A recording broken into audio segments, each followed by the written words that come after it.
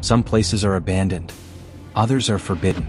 Tonight, we are taking you deep inside the most terrifying encounters ever caught on camera, where streamers came face to face with something they were never meant to see. These are not just ghost stories. These are real encounters, caught in some of the most cursed and haunted locations in the world. Something watched them. Something followed them. And tonight you will witness it too. But remember, once you see them, they see you too.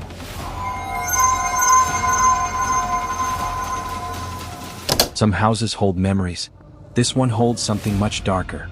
Deep in the woods of New York, hidden from the world, stands the Hinsdale House, one of the most infamously haunted homes in America. People say this house isn't just haunted, it's cursed. In 1974, an unsuspecting family moved in, thinking they had found a peaceful retreat. They were wrong. Their nights were filled with phantom whispers, objects moving on their own, and an unseen force lurking in the shadows. The energy inside the house became so violent that a full-blown exorcism was performed here. But it didn't work. The hauntings only grew stronger. Even today, visitors report being scratched, choked, and pushed by an entity that doesn't want them there. They call him Friedrich, a spirit so aggressive that people have left the house with claw marks running down their necks. But it's not just the house. The hundreds of acres surrounding it are just as dangerous. In these very woods, 3 murders have taken place. Some say their restless spirits still roam the land. And then, there's the Giving Tree. A lone, twisted tree where people leave offerings, coins, crucifixes, sage, hoping to appease something ancient. Something that watches from the trees. The locals whisper about a creature, a pukwudgie, a small but terrifying entity known for shooting poison arrows and luring travelers to their doom. Some claim they've seen its glowing eyes peering from the darkness. Others have found strange 3-toed footprints leading into the forest, but never back out. Tonight, 2 streamers enter this paranormal battleground. Those YouTube channel name is Mindseed TV and they think they're here to investigate. But in places like this, you don't just observe the hauntings. You become part of them. Casey and Colton, the creators of Mindseed TV, step into one of the most cursed and haunted houses ever documented. They arrive in the dead of night. Why? Because every terrifying encounter reported in this house has only ever happened after dark. The moment they step inside, the air changes. Something feels off. Casey moves cautiously, scanning every room. His goal? To find the darkest, most haunted area of this house. The place where locals believe an unknown entity resides. After several minutes of exploration, Casey and Colton find it. This was it. The most haunted part of the house. Investigation. And we're gonna do a walkthrough with this EMF detector. Whatever spirits may be present, we're not here to harm you. We're only here to communicate. And if you could come close to us, this EMF detector in my hand will go off. And it'll let us know that you're here.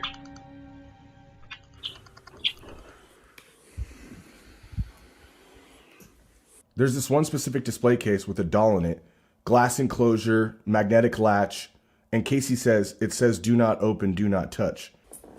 Oh, this is the section earlier that was mentioned with this kind of Annabelle type doll in the case. Mm-hmm. Says do not open or touch, management, thank you.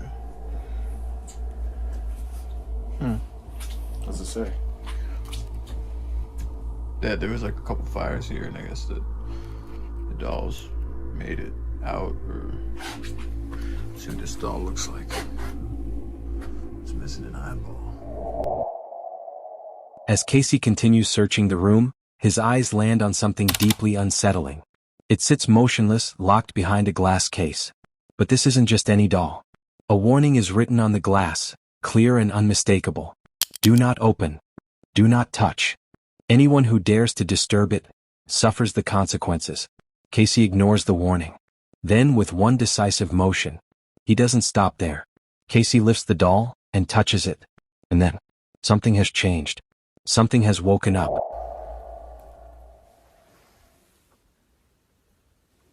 It's a trip. Do you think I should, I mean, at your own risk. Oh, look. Is it open? It is.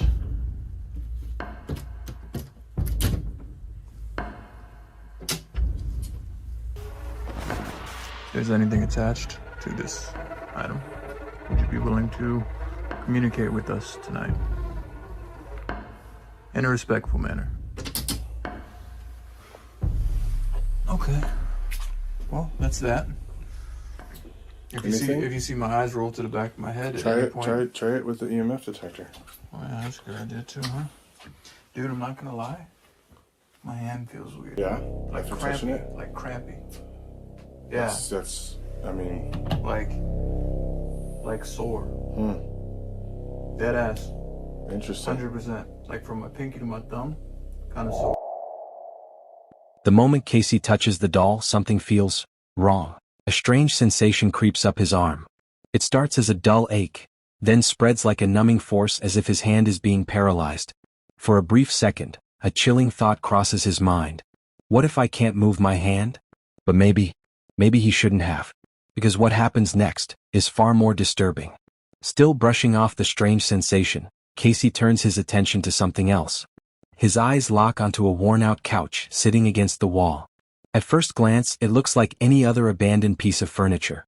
But as he steps closer, it wasn't just a couch. This was where an exorcism had taken place. The family who once lived here tried to fight something, tried to protect themselves. From what? A devil? A ghost? Something worse? Something had been thrashing, screaming, fighting, and by the looks of it, it was either in unbearable pain or completely consumed by rage. Something wants them to leave. But look at this. Wow. Like from the back of the couch rubbing against the wall. It must shimmy like a. Like a lot, right? Yeah. Let's see. I'm gonna have a seat across from me. Sure.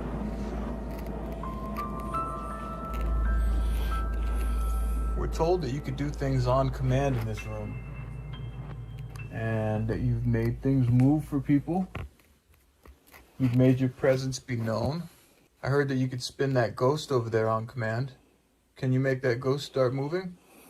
It's 100% still right now. If you start moving that, if you could rotate that ghost, that would be incredible if you could show us that you're here right now. Even the slightest little movement or turn would indicate that you're present with us.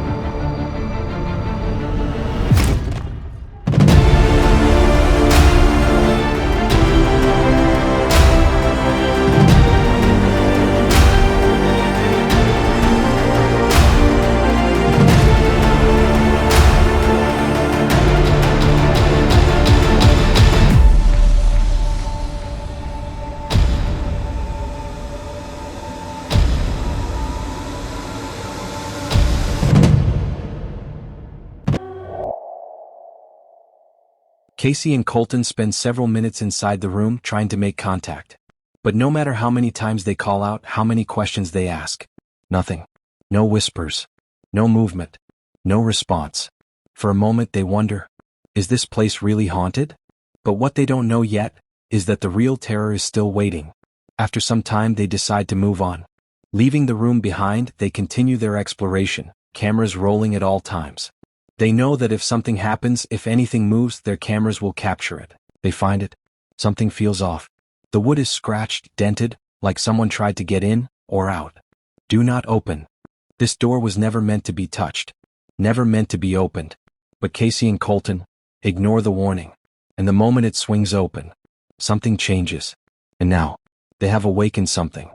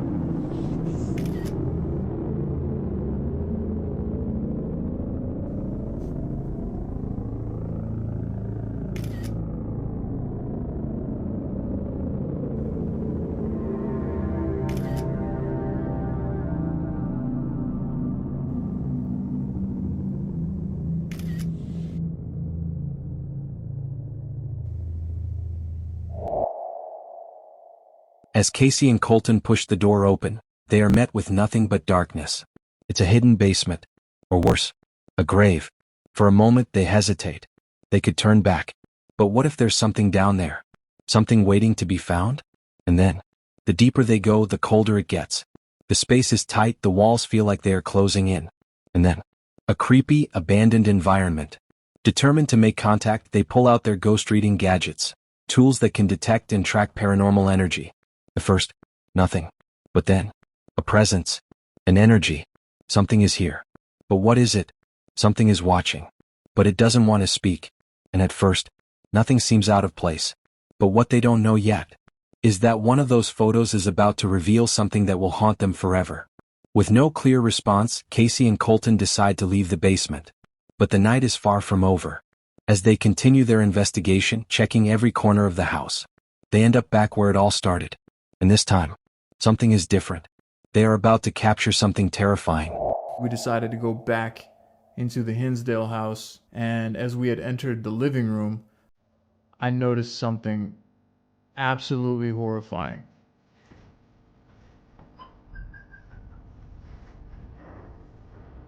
Look at this. That's not good. No, come here, look at this. I'm seeing it. Are you seeing what I'm seeing? Yeah. It's not just open, it's like fucking hanging out. Fuck. I looked across the living room and I saw the case that the doll was in was actually open now. Look at this. No, come here, look at this. I'm seeing it. Are you seeing what I'm seeing? Yeah. I'm 100% positive that I closed the case. Looking at it, it's opened and the doll was moved. Is that close? What about it? It was 100% closed. I closed it. And that doll was way further back in there, bro. I have goosebumps all over my body right now. Bro, my whole, it feels like I have pins and needles sticking in my arms. I feel like I should close it, right? I mean, yeah, probably.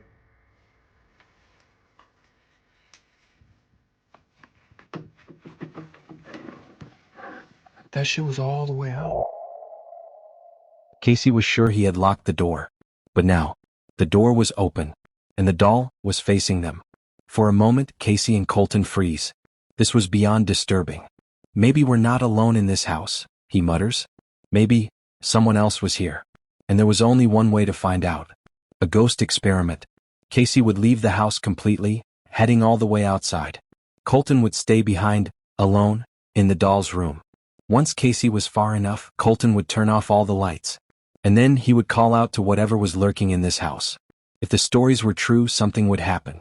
But if the rumors were nothing more than myths, then this experiment would prove that there was nothing to fear. Yet there was one terrifying thought. If there truly was a spirit here, or worse, if there was someone hiding in the house, and if that thing decided to attack, Colton would be completely alone. And yet, they go through with it. And what happens next? You need to see for yourself. Definitely wanted to do at this location was a blind spirit box session. Now, Colton had agreed he would be the one inside the house. I was going to go outside of the house, and I would communicate with him through the phones on speaker. No one should ever feel comfortable going into a situation like a blind spirit box in a well-known haunted location that has had exorcisms performed on it. He obviously couldn't hear what I was saying. He had the spirit box headphones in. He had the earmuffs over his ears that were muting out everything else around him. And he had a blindfold on. Not only that, but I actually left him in pitch black darkness.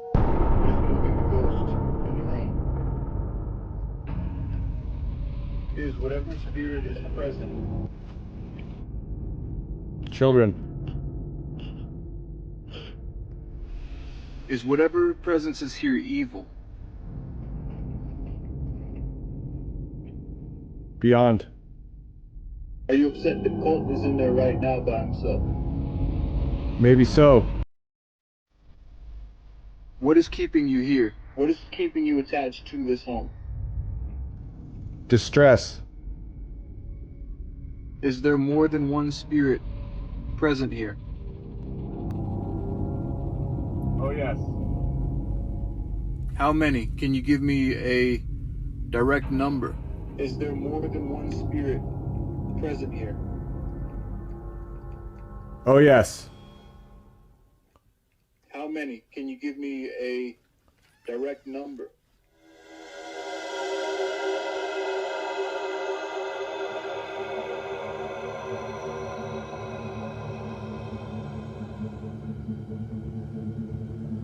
How many? Can you give me a direct number?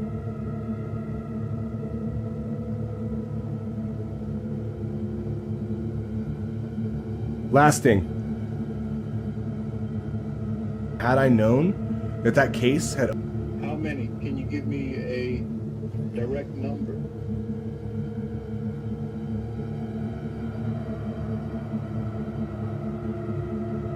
Lasting. Do you want us to leave this place? Hasty. Hasty. If you would like us to leave this place hastily, Out of... give us a sign. Show us something clearly. Let's go see. Let's go get him. Backward. Let's go get him. Oh, no.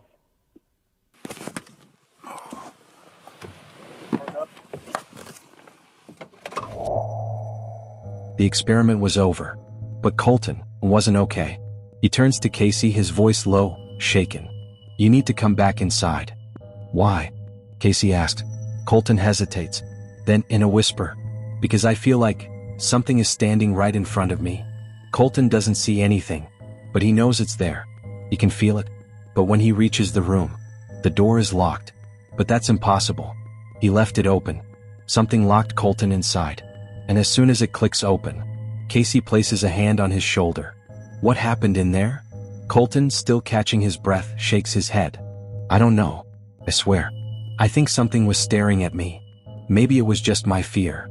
But then, he presses play. Colton watches the footage, and his face drains of all color. Because what they captured wasn't just his fear. Something was in that room with him. "I'm out. I'm done." And just like that. But was it really over? Or was this just the beginning? Because in the next ghost hunting investigation, it won't just be one entity. This time, there will be many.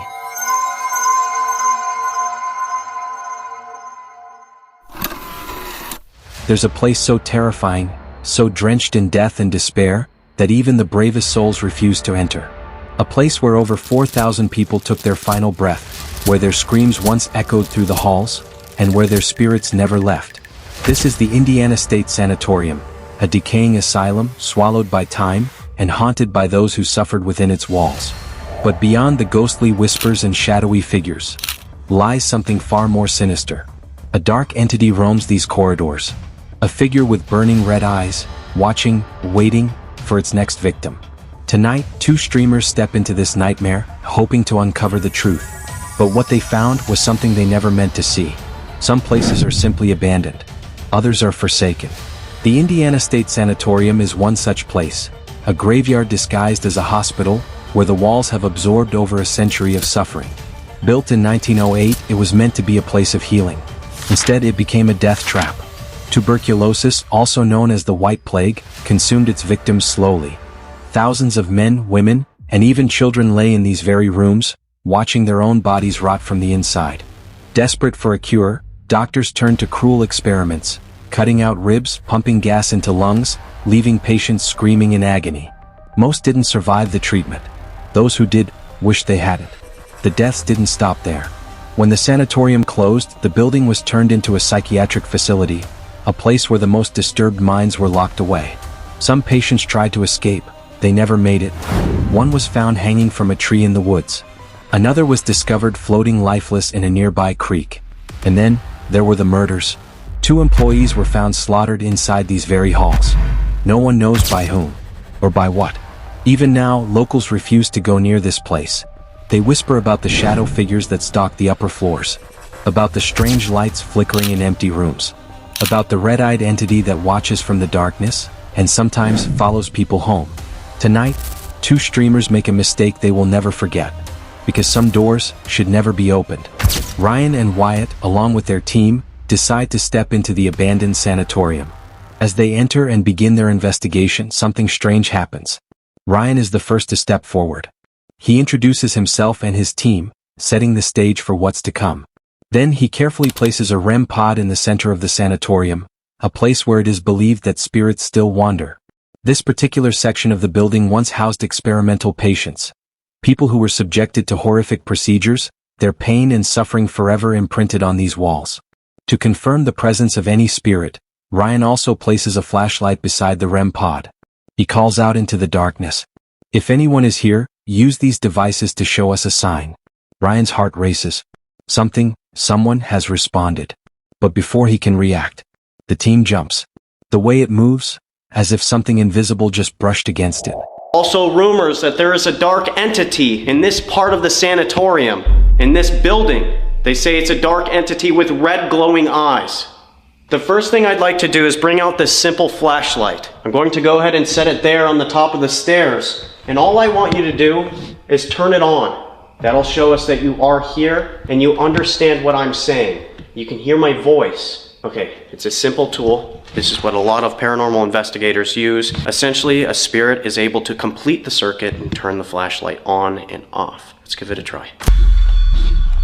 No. Dude, what the f? That is a full grab.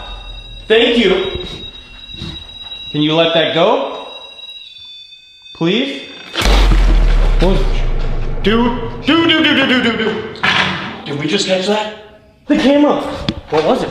I don't know. A stick, a piece of a crutch. That thing right there, I saw. No way. Yes. I could barely see it. Okay, but check it out. The REM pod stopped, so I'm wondering if whoever was right there made their way right over here. Look at my arms. There it goes. This is crazy. Oh. We hear you. Do you hear us? Can you touch that device right there on the top of the stairs, please? We won't harm you. What is that? Did you hear just that? scratched the wall. Are you serious? That wasn't you? I promise I'm standing right here. Lights on. That scratching was stupid loud. I thought it was Ryan, that's why I didn't even... No, he didn't. No. He didn't move. Dude, what is going on? If you're touching this, can you please let go? Thank you. Did you hear the footsteps right after that? That's why I paused. I think what I'm gonna do real quick, I'm gonna reset this just to prove that it's not anything else. Okay? We just reset that device. We only did that just to see if you are actually here. If you truly do hear our voice.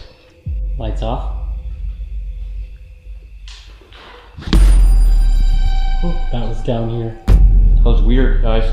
The moment I asked for this darker entity, Things started happening. things started happening. Dude, whatever that was, the piece of the crutch right there, fucking fell down. Since you do understand us, I'd like to bring out a device where you can use your words, whether it's one word or a whole sentence. Ryan takes out his spirit box, a device designed to convert spiritual energy into words. If a spirit is trying to communicate, this is how they will speak.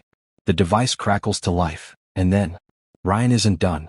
To further test the presence of paranormal activity, he places a music box inside one of the rooms. This device is designed to play music whenever something moves in front of it. For a moment, nothing happens. Then suddenly, the team stares in disbelief. Something just triggered it. Something is here. Something is watching. This was not a coincidence. This was real. And this was only the beginning. Okay, I'm gonna go ahead and bring out the device. Airplane mode, so there is zero interference. Wow, what? I was gonna say, wow, what a start. Does anybody else keep hearing what sounds like a woman like whining? Do you hear that? Yes! Before you said music, I thought that's what you were gonna say. Right after the REM pod, I just heard it again. Is there somebody in pain here? If you are, maybe we can help you. What was that? Music box. I knew it. No, it wasn't. At the end! Oh my god. Are you down there in that room? If you are in that room, there's a chair in the corner. and there's a device on that chair. If you can move in front of that device, it'll just play music. Can you maybe give us a sign that you're in there? Shut up, that was upstairs. This is Thank you. This is crazy. Would you like to talk? Hi. Can you give us your name, please? Speak into this device. Is this someone that we talked to last time? Did it go up? Yeah, somebody's in there. No way. Yes. Are you okay with us being here? Oh, thank you. True. They're okay with it? I don't know. They might remember us. What do you Is this yours? Oh, dude, I should probably get in the character. I don't know if you want to wear that. Hold my shawl. Yeah, I don't know if I'd wear that if I were you. Why not? Probably has like poop and stuff on it. You guys ever watch that show, Dirty Jobs? Jackpot. Poo-poo. Ew, that's nasty, dude. It's rust, River. Okay. Relax. Well, I Clothes don't know. don't rust. The coat hanger does. What do you think? That's definitely not rust. Is this your dress? Why does it kind of look comfortable? Dude, it is actually very comfortable.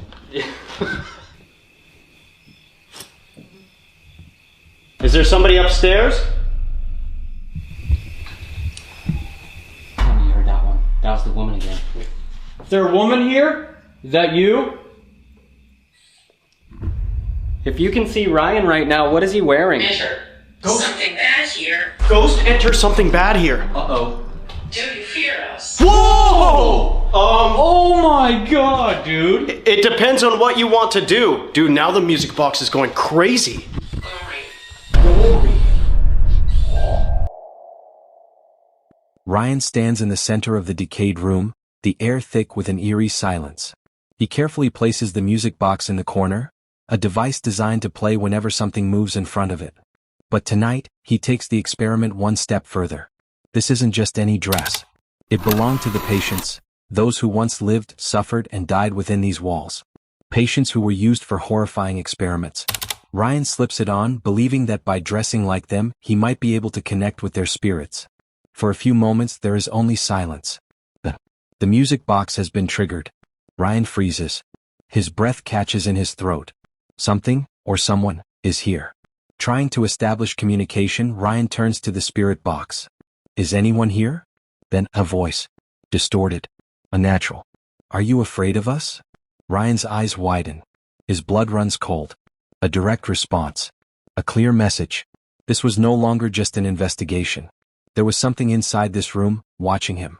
He barely has time to process what just happened when Wyatt suddenly stiffens. His eyes dart towards the hallway. Someone's walking upstairs. The same floor where the REM pod was placed. Ryan and Wyatt exchange a look. They're not alone. Something is moving in the darkness. What they don't know yet is that whatever's up there has already been watching them. And now, it's getting closer. Up here is saying no. I want them up here. Just like the last time. Can you touch that again, please? Now. What does that mean? Who's crying? There you go. What would you like us to get? If there is somebody playing with this flashlight, can you please turn it off? Thank you. Now can you turn it on? Thank you. Okay, mind you guys, there were a lot of patients here that had mental disorders. So imagine this. Lethal. Anthony. Lethal Anthony. What if that's the bad spirit's name? Hold on. There's that music box now.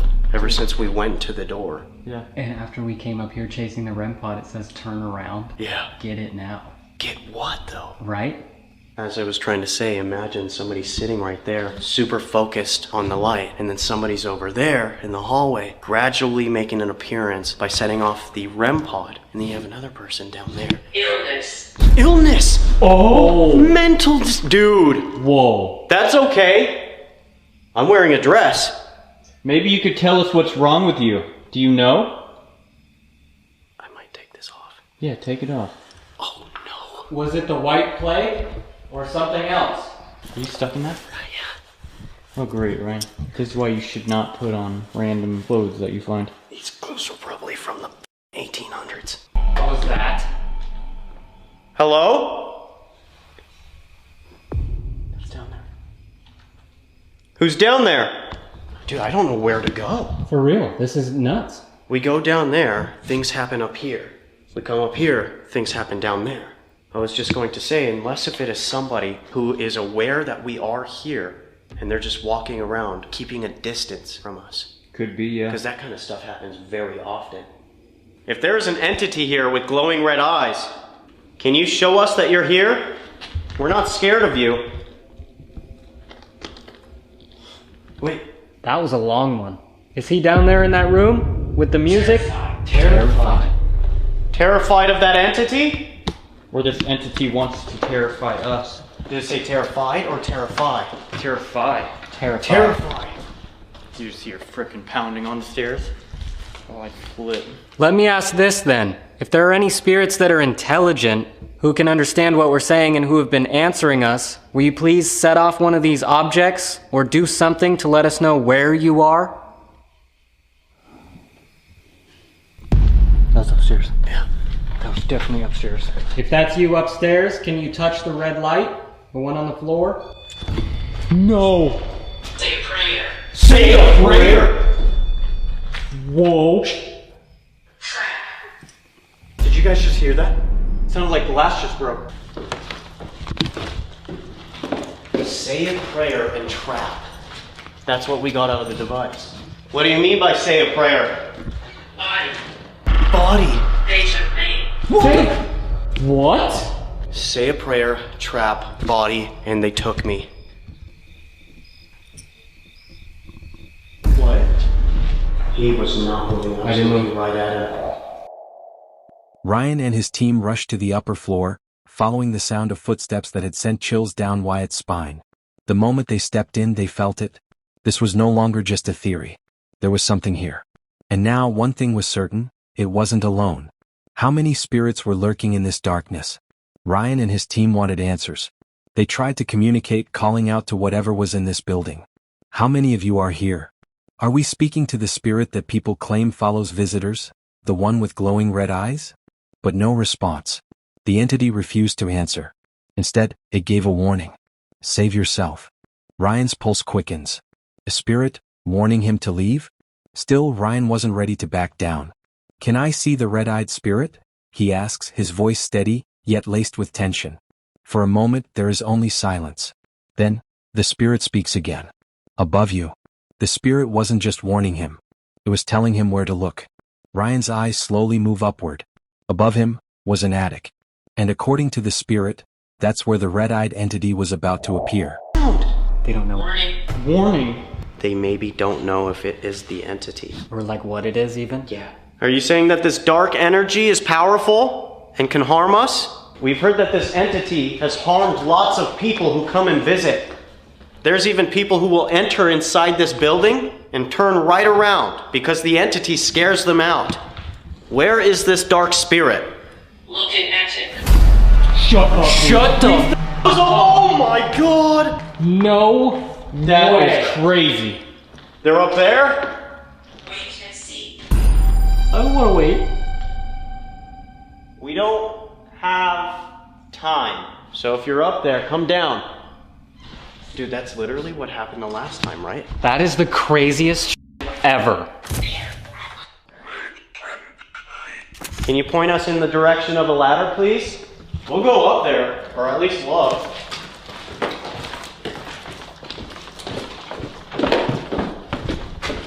If this entity can't show us that they are here, we're gonna move on. What? No way. Boys. We heard you. Are you downstairs? We'd like to make our way to the hospital rooms. Shoes. Shoes. There's shoes right There's there. shoes right there. Spirits. 9 spirits!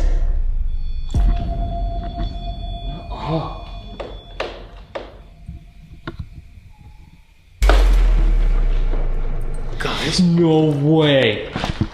That's the woman. That was way louder, way clearer. Yeah. Thank you. I don't even know what I just heard. No idea. Are we going down? We might have to. Ryan. Did that just say your name? Did somebody just say my name? Or is that one of your names? Protect! My life! Oh my god! If you want us to protect you from this evil entity, can you give us a sign, please? If that's what you need. We'd like to make our way to the hospital rooms. What do you think about that? Is that a good idea? Hellish. Hellish. Definitely. Definitely! Will you come with us? Why would that be a good idea? No. That's weird. Maybe that's where you know who. Or that's where he's not? Oh no. So... Dude. That's all the way up there. Okay, it's said that this entity appears a lot here, but mostly appears in the hallways where the rooms are. Are you crying? Girl! Is that the one with the... Dying! Girl dying. Is that why she's crying? Maybe. Oh, dude. Hospital rooms! Not even just that. Maybe she had the white plague. The spirit had been reaching out to Ryan time and time again, warning him, protecting him. But protecting him from what? Ryan decides to ask, "Who are you protecting me from?" There is a powerful spirit here. Ryan's breath catches in his throat. But before he can ask another question, the spirit speaks again. "Save me from the evil spirit." A spirit begging for protection? This was something they weren't prepared for. Ryan gathers his courage and asks the question that's been lingering in his mind. "If you need my help, where do I go?" Below. The dark area, under the building. What was waiting for them in the darkness? Was this spirit really seeking protection, or was something else luring them in? Ryan, trying to stay cautious, asks one final question. "If I go down there, will you come with me?" Yes. Should they take the risk? How could they know what was waiting for them in the dark? And what if something attacked them? After moments of uncertainty, they make their choice. They were going in. Inside the cold, lifeless room, they begin setting up their paranormal gadgets. Ryan places a teddy detector on one of the rusted beds, a device designed to light up if touched by an unseen presence. Then he activates the spirit box. The moment of truth had arrived. Would the spirit who pleaded for help show itself? Or had they walked straight into something much worse? Then suddenly, and what happens next? You need to see for yourself. Well, though, just kind of staring at the ceiling. Oh yeah? Yeah. Are you laying down? Yeah. Give us a sign, please. Who's here? Were you sick? I feel like we're gonna get sick just laying on these beds. There was a knock in this room. Oh my god. Oh! Dude, No, dude, that just gave me the chills. somebody just said something to the Boo Bear, to Jeff. Well, bro, I didn't realize if I look up that I can see out the door. Can someone make a loud knock, please? We're just trying to figure out if you're here or not. Shut up. No, that was on the door. You guys didn't do that? No. Oh. Oh, dude. That's in your room? Yeah, that's in our room. Hello. Can you touch the glowing red light in the hallway? Please? We don't mean any harm. We're not here to scare you. In fact, we brought a patient with us. He's got red hair. He's a little mental. Our device said 3. 3? Can you see us? They took me. They took me. 1950s. Is that Bull? Oh my, that's both. Take you from your home and put you here? Oh my god, dude, that bear is so scary. Did it just say, do you want to be my friend? Yes. Do you want to be Jeff's friend? Succubus. Succubus. What are the odds it would say that when we're all laying in bed? Seriously. Ryan sits inside the abandoned ward room, surrounded by his paranormal setup. The air is still, thick with an eerie silence, like the room itself is waiting. He holds the spirit box, attempting to make contact once again. And just like before, the spirits respond. The voice is clearer this time, stronger. It wasn't just reaching out, it was asking for something. The spirit provides clues, proof that it once lived here, trapped within these cold, decaying walls. And most chilling of all, it was answering almost every question. But just when Ryan begins to think he's piecing the mystery together, something is under his bed. Wyatt, he whispers. I think there's something under my bed. And then, something just pushed him. And this time it wasn't invisible. Ryan rushes to Wyatt, his face pale with fear. He tells him exactly what happened. Now there's no more doubt. This isn't just whispers and shadows. Something physically touched him. Something wants them gone. But just as they prepare to exit the ward room, they freeze. Their final confirmation is about to come. And what happens next? You have to see for yourself. Dude. There was a knock behind me. The Keeper of Souls. Whoa! The Keeper of Souls? We want out. Why can I hear you? Why can't I hear you? What the fuck? Says, why can I hear you? Question mark. What? That's insane.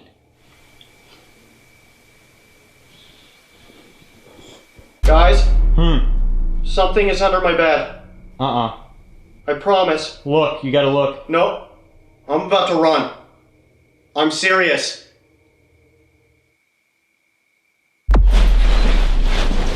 Oh, shit. Guys, What happened? something just pushed up on my bed. Nuh-uh, no Yes, way. yes, I promise, please. What do you want us to do? Guys, I don't want to be in here. What are you wearing? Can I bunk with you? No! No, I'm dead fucking serious, dude. Who pushed Ryan's bed?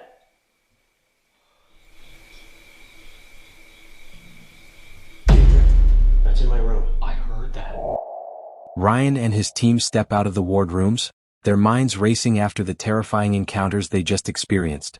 But their investigation isn't over yet. The space feels different. The energy is denser, heavier. It's as if something is waiting for them. Here they decide to set up another test. Ryan carefully hangs a ding bell, a simple yet powerful paranormal tool. If any unseen force moves it, it will ring. Then they pull out the EMF meter, a device designed to detect fluctuations in electromagnetic energy, one of the clearest signs of a spirit's presence. Everything is in place. Ryan takes a deep breath. And once again he tries to make contact. If anyone is here, give us a sign. Something is here. There was no doubt now. They were no longer just observers. Something was interacting with them. And what happens next? You need to see for yourself. Sign, please. There's a bell at the front desk, at the nurse station. Please ring it. Just tap it. We want to know if you're over there. We don't mind who it is. Here, you take this. Yes, yes, yes, yes, yes. Used. Yes, used. What the? What do you mean used?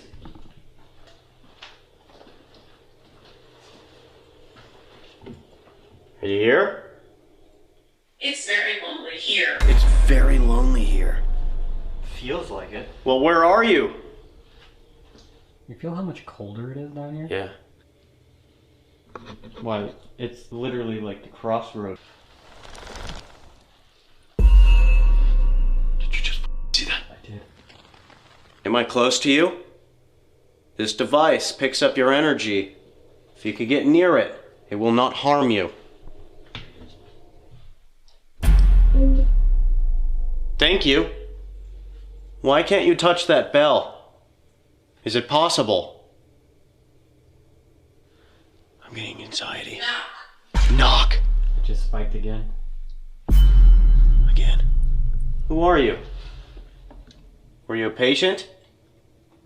You can touch that device all you want. Can you do it again, please? Thank you. Thank you so much. Whoa. Tyler. Tyler! Is that a name finally? Hi, Tyler. Were you a patient? Oh my What? God. No way! Oh my God. That just gave me the chills so bad. Tyler, Thank you. did somebody bring you here and leave you here?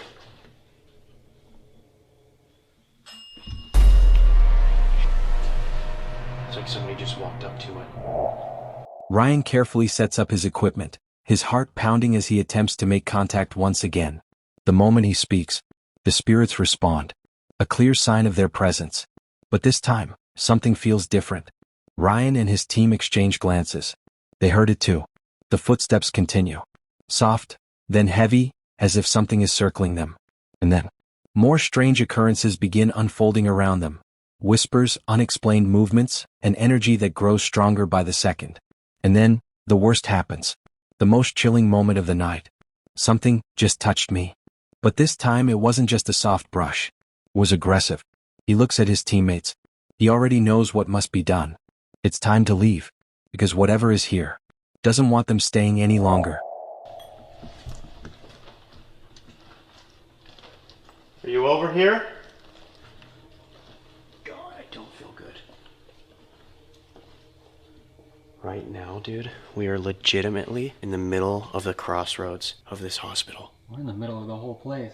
Dead center.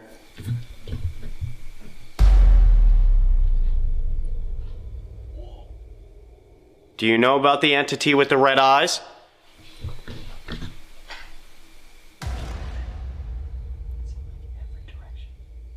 People say you're a demonic entity. Whoa. Something just grabbed the back of my leg. Something just grabbed the back of my leg. No way. Something grabbed right here. Who was that? Riv, it felt like this. No. I swear on everything. Something keeps fucking with me. For real, they really like you. Yeah, they said your name earlier. They said Ryan Protect.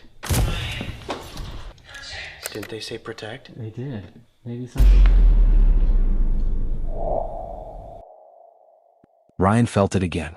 The same eerie sensation. The same chilling touch. But there's no one there. It wasn't the first time. From the moment he stepped into this building, something had been after him.